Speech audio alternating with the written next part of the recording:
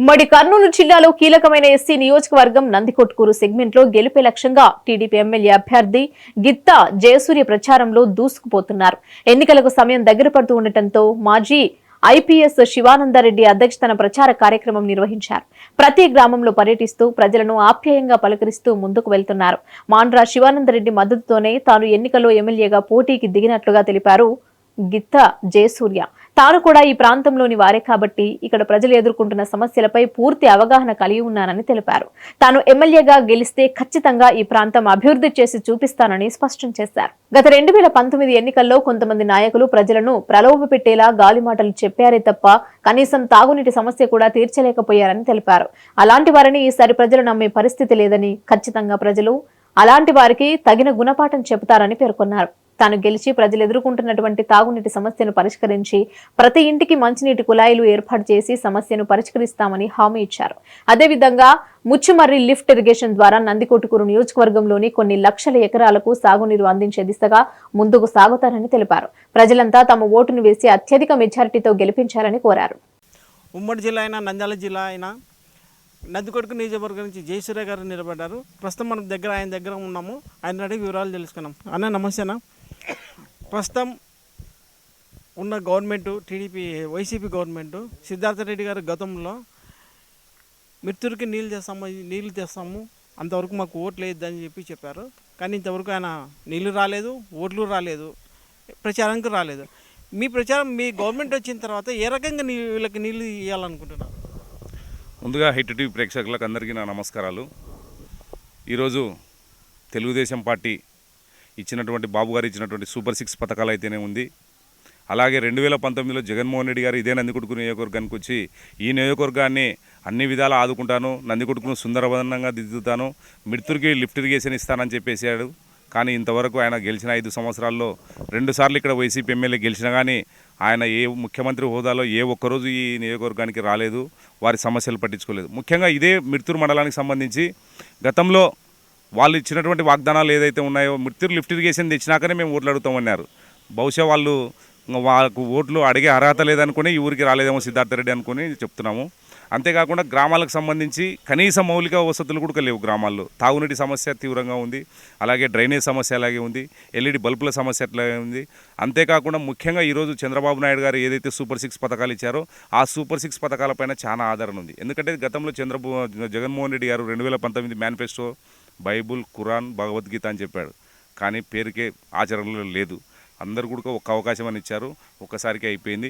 ఈ మండలాన్ని ఈ నియోజకవర్గాన్ని అన్ని విధాలా ఆదుకొని ముందుకు తీసుకుపోయినటువంటి ఘనత చంద్రబాబు నాయుడు గారికే దక్కింది. ఎందుకంటే 2014 నుంచి 19 వరకు చంద్రబాబు నాయుడు అధికారంలో ఉన్నప్పుడు ముచ్చుమర్రి లిఫ్ట్ ఇరిగేషన్ అయితేనే ఉంది, అలాగే తంగడంచ సీడబ్ అయితేనే ఉంది, జైన్ ఇరిగేషన్ అయితేనే ఉంది, అన్ని విధాలా కూడా ఆదుకున్నటువంటి ఘనత తెలుగుదేశం పార్టీకి ఉంది. కాబట్టి రాబోయే రోజులలో మా లోకేష్ బాబు గారు చెప్పినట్లు యువగలం కింద చేసినారు, మీకు మతికుందో లేదో 1200 కిలోమీటర్లు పూర్తి చేసుకొని అల్లూరులో స్టోన్ వేశారు.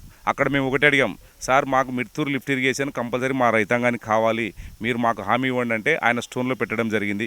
ఖచ్చితంగా తెలుగుదేశం పార్టీ రేపు అధికారంలోకి రాబోతున్నాం. ఈ నియోజకవర్గానికి ఈ మండలానికి మాత్రం లిఫ్ట్ ఇరిగేషన్ మాత్రం ఖచ్చితంగా తీసుకొస్తాం. కృష్ణా వాటర్ మాత్రం రైతులకు అందించే బాధ్యత మాదే, తెలుగుదేశం పార్టీ తీసుకుంటున్నాం. 2014 కూడా చంద్రబాబు గారు ఇదే చెప్పారు, మళ్ళీ మీరు కూడా ఇదే చెప్తారా? అది సాధ్యమవుతుందా? 2014 నుంచి 19 వరకు ముచ్చుమర్రి లిఫ్ట్ ఇరిగేషన్ సాధ్యమే లేదా, 16 నెలల్లో చేసి జాతికి అంకితం ఇచ్చినాడు. కాబట్టి ఇది కూడా ఖచ్చితంగా అవుతుంది. ఇంతకుముందు డిపిఆర్ కూడా పూర్తి చేయడం జరిగింది. మాండ్రా శివానంద సార్ ఇన్ఛార్జిగా ఉన్నప్పుడు ఖచ్చితంగా చేస్తాము. ఈ నియోజకవర్గంలో వైఎస్ఆర్సీపీ నాయకులు ఓటేడుతున్నారు, సిద్ధార్థ రెడ్డి ఓటే అంటున్నాడు. మే 13 వరకు నేను ఎమ్మెల్యే అంటే మే 14 తర్వాత తెలుగుదేశం వాళ్ళే కాబట్టి ఎమ్మెల్యే కాబట్టి ఖచ్చితంగా మేము చేస్తామని చెప్పేసి ఈ సందర్భంగా తెలియజేస్తున్నాం. ఇప్పుడు ఈ సూపర్ 6 పథకాలు చంద్రబాబు నాయుడు గారు పెట్టారు, ఇది సాధ్యమవుతుందని మీరు అనుకుంటున్నారా? నిరుద్యోగ మృతికి 1500 ఇవ్వడము, ఇట్లాంటివి ఇవ్వడము. ఇప్పుడు రాష్ట్రం ప్రభుత్వంలో దాదాపుగా ఒక్కొక్క మనిషికి 2 lakhs వరకు అప్పు నెత్తిన పెట్టారు వైసీపీ వాళ్ళు. ఇప్పుడు ఉన్న లోడ్ బడ్జెట్లో ఇవన్నీ పథకాలు ఓకే అవుతాయా అన్న? ఈరోజు జగన్మోహన్ రెడ్డి గారి మీద ఉన్నటువంటి వ్యతిరేక ఓటు చీలకూడదని చెప్పేసి తెలుగుదేశము, జనసేన, బీజేపీ ఈరోజు బీజేపీ కేంద్రంలో అధికారంలో ఉంది. నెక్స్ట్ రాబోయే రోజుల్లో ఈ జగన్మోహన్ రెడ్డి చేసిన అరాచక పాలనను అంతం చేయాలంటే ఒక్క చంద్రబాబు నాయుడు గారే చక్క చేయగలడని చెప్పేసి అందరం కూడా ఈరోజు తెలుగుదేశం పార్టీ ఉమ్మడి అభ్యర్థిగా నాకు అవకాశం ఇవ్వడం జరిగింది. మాకు నరేంద్ర మోడీ గారి ఆశీస్సులు ఉన్నాయి. ఇవన్నీ మీరు 2014 నుంచి రాష్ట్రం విడిపోయినా కానీ ఏ ఒక్కరోజు కూడా ఎంప్లాయీస్కు జీతాలు నిలబెట్టలేదు చంద్రబాబు నాయుడు గారు. 200 పెన్షన్ 2000 తీసుకుపోయినాడు. సంక్షేమ పథకాలు ఎక్కడ ఆగలేదు. ఇవన్నీ అప్పుడు పూర్తి అయినాయంటే కేవలం ఆ రోజు ఉన్నటువంటి బీజేపీ పార్టీ సహాయ సహకారాల వల్లే. కాబట్టి ఈ రోజు కూడా మాకు మోడీ గారి పైన నమ్మకం ఉంది. రాష్ట్రాన్ని మళ్ళీ మా చంద్రబాబు నాయుడు గారు మళ్ళీ గాడిలో పెడతాడనే నమ్మకం మాకుంది. 2014లో మోడీ గారిని కూటమికో చంద్రబాబు గారు దింపాలని చెప్పి చాలా ప్రయత్నాలు చేశారు. ఇప్పుడు పొత్తు పెట్టుకున్నారు. ఎలా అది? ఆ రోజులో ఉన్నట్టు స్పెషల్ స్టేటస్ కొరకే ఆ రోజు ఆ విధంగా చేయడం జరిగింది. కానీ ఈ రోజు ఉన్నటువంటి పరిస్థితుల్లో మనకు తప్పనిసరి. ఎందుకంటే రాష్ట్రాన్ని చిన్నాభిన్నం చేశాడు. లిక్కర్లు అయితేనే ఉంది, శాండ్లు అయితేనే ఉంది, మైండ్లు అయితేనే ఉంది, అన్నింటిలో కూడా రాష్ట్రాన్ని దోచేసినాడు. కేవలం ఆయన దోచుకోవడం తప్ప ఆయన ఎలాంటి వాడంటే సొంత బాబాయినే చంపి రాజకీయంగా పోయినసారి 2019లో నారావారి రక్త చరిత్ర అని రాసినాడు. ఈరోజు జగనాసుర వారి రక్త చరిత్ర. ఆయన పాలన అంతం చేయడమే మా బీజేపీ తెలుగుదేశం మా కూటమి యొక్క అంతం. అన్న, ప్రస్తుతం మీ ఇంట్లో కానీ మీ వంశంలో కానీ ఎప్పుడైనా రాజకీయాలకు వచ్చారా? ఫస్ట్ మీరే వచ్చారా? అన్న, మేము ఫస్ట్ నుంచి కూడా మాండ్ర శివానంద రెడ్డి వారి తండ్రి గారు అయినటువంటి మాండ్ర గిడ్డారెడ్డి గారిని నమ్ముకున్నటువంటి కుటుంబాలు మేము. ఆయనకు ముఖ్య అనుచరుని నేను. నా ద్వారానే ఇప్పుడు ఈరోజు రాజకీయాలకు స్టార్ట్ చేయడం జరిగింది. నన్ను రాజకీయాలకు తీసుకొచ్చిన ఘన చరిత్ర కూడా మాండ్ర శివానంద రెడ్డి గారికే దక్కుతుంది. ఆయన ఆశీస్సుల వల్లే నేను ఈరోజు తెలుగుదేశం పార్టీ ఎమ్మెల్యే అభ్యర్థిగా ఇక్కడ ఉన్నాను, ఆయన బలపరిచినందుకే. ఇప్పుడు నామినేషన్ వేసిన తర్వాత మీకు ప్రజలలోకి ప్రచారం తిరుగుతున్నారు. ఎలా స్పందన దొరుకుతుంది? అన్న, బ్రహ్మాండమైనట్టు స్పందన. ఎందుకంటే ఒక్క అవకాశం అని జగన్మోహన్ రెడ్డిని చూసినారు, అయిపోయింది. ఇంకా నెక్స్ట్ రాష్ట్రానికి ఆల్టర్నేటివ్ ఎవరంటే చంద్రబాబు నాయుడే.